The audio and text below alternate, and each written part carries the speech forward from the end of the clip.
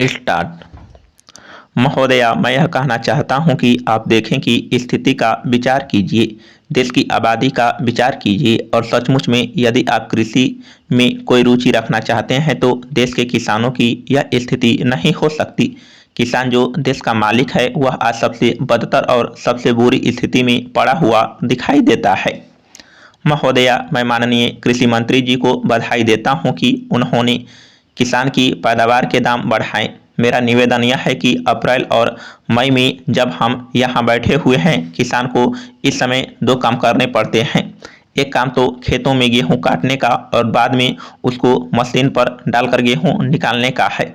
दूसरा काम यह है कि गन्ने के खेतों में फसल अभी तक पड़ी हुई है, उसको काटकर मिलों के सेंटर्स पर ले जाना पड़ता है।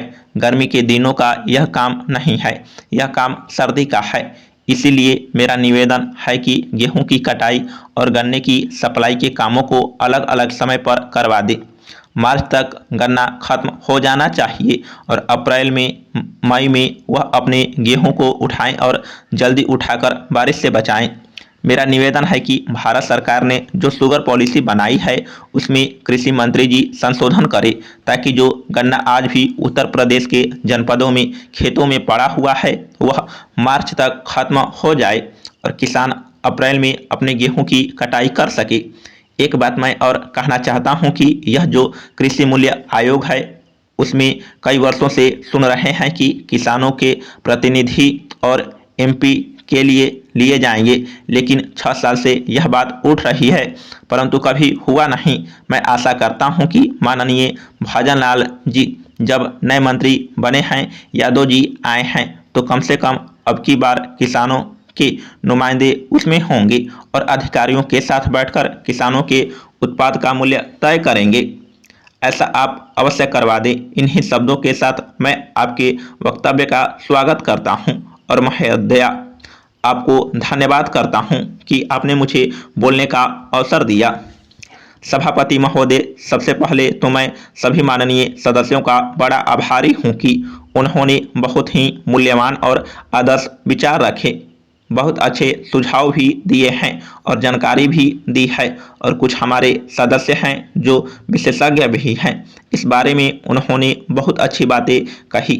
बहुत से नेता यहाँ किसानों के नेता भी हैं, उन्होंने भी बहुत अच्छी बातें कही जो किसानों के हित में हैं। मैं सबको मुबारकबाद देना चाहता हूं। आप जानते हैं कि हमारा मुल्क कृषि प्रधान देश है।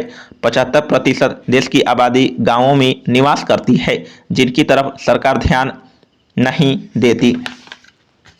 आदरणीय उपसभापति महोदय, जो बिल मंत्री जी की तरफ से बाल विवाह रोकने के संबंध में पेश किया गया है, मैं उसका समर्थन करता हूं। मंत्री महोदय ने इस बिल को पेश करते समय देश की जनसंख्या की समस्या की तरफ भी ध्यान आकर्षित किया है। मेरा कहना है कि हमारे देश में बाल विवाह को एक अपराध घोषित करना चाहिए और रेडियो और अखबार के माध्यम से इस देश की 60 करोड़ जनता के मन में और उसके बीच में इन साधनों से यह बतलाना चाहिए कि बाल विवाह करेंगे तो उन्हें सजा दी जाएगी। लेकिन दुर्भाग्य है कि इस देश की सरकार देश की समस्याओं के मसले पर विचार न करके अपने रेडियो और अखबार का इस्तेमाल केवल राजनीति के उद्देश्य से कर रही है। उपसभापति जी, इस कानून को लाने के पहले भी सरकार का उद्देश्य यह रहा कि हमारे देश में जनसंख्या की जो बाढ़ आ रही है उस पर नियंत्रण कैसे किया जाए और यह हिंदुस्तान के लिए एक बहुत बड़ी समस्या है। अब जानते हैं कि हम लोग इकट्ठे थे, यानी हिंदुस्तान, बांग्लादेश और पाकिस्तान, और हम तीनों की आज़ादी की लड़ाई लड़ रहे थे। उस समय हिंदुस्तान की आबादी 40 करोड़ थी, अब कुल आबादी केवल हिंदुस्तान की 62 करोड़ है, बांग्लादेश की 12 करोड़ है और पाकिस्तान की 10 करोड़ है, यानी 80 करोड़ हिंदुस्तान की आबादी हो चुकी है। हम अपने देश में जो भी विकास कर रहे हैं, हमारे विकास के शिशु को बढ़ती हुई जनसंख्या के राक्षस ने एकदम जकड़ लिया है और हमारे विकास के नवजात शिशु को इस बढ़ती हुई जनसंख्या के राक्षस ने दबोच लिया है। इसलिए पिछली सरकार ने परिवार नियोजन के लिए एक खुद स्तर पर काम शुरू किया था, लेकिन हुआ क्या, सरकार ने इसे 1 वर्ष में 2 लाख भी परिवार नियोजन नहीं किए। देश की जनता में परिवार नियोजन के संबंध में जहां वैज्ञानिक प्रचार होना चाहिए था, वहां पर जनता सरकार ने कुत्सित प्रचार किया, जिसके कारण देश के अंदर एक बड़ा ही विषाक्त वातावरण बन गया। मैं आपसे कहना चाहता हूं कि जब पिछली सरकार इस देश में श्रीमती इंदिरा गांधी के नेतृत्व में काम कर रही थी, तो उस समय परिवार नियोजन का युद्ध स्तर पर काम हो रहा था। समाप्त।